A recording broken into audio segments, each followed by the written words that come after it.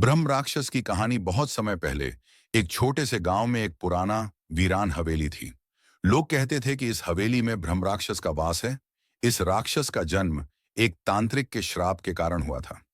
वह तांत्रिक किसी समय बहुत ज्ञानी और शक्तिशाली था, लेकिन उसने अपनी शक्ति का गलत उपयोग किया। उसे श्राप मिला और वह ब्रह्म राक्षस बन गया।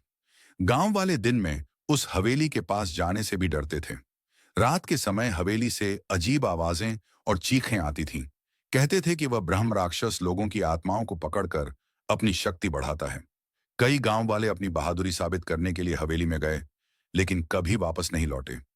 एक दिन गांव में एक साधु आया। साधु ने गांव वालों से उस ब्रह्म राक्षस के बारे में सुना।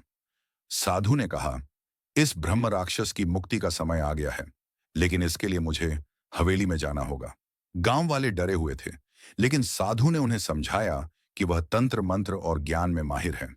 वह रात को अकेले ही हवेली में गया। हवेली में घुसते ही उसे ठंडी हवा का झोंका महसूस हुआ। चारों ओर अंधेरा था।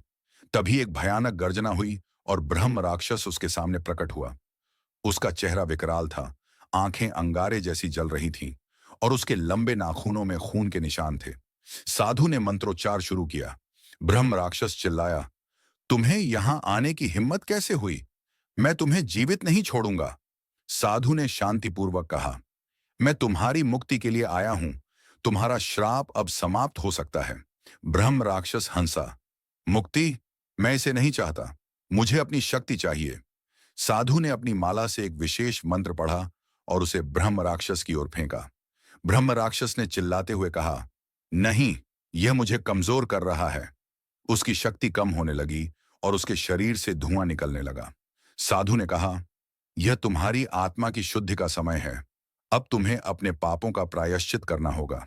ब्रह्म राक्षस जमीन पर गिर पड़ा और उसकी विकराल छवि धीरे धीरे एक साधारण इंसान में बदलने लगी।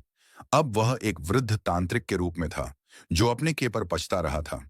उसने साधु से कहा, मुझे क्षमा करें। मेरी गलतियों ने मुझे यह रूप दिया। अब मुझे मुक्ति मिल रही है। इसके लिए मैं आपका आभारी हूं। साधु ने उसे आशीर्वाद दिया और कहा, तुम्हारी आत्मा को शांति मिले। इसके बाद वह वृद्ध तांत्रिक एक रोशनी में बदलकर आकाश में विलीन हो गया। गांव वालों ने जब यह सुना तो वे साधु के प्रति आभारी हुए।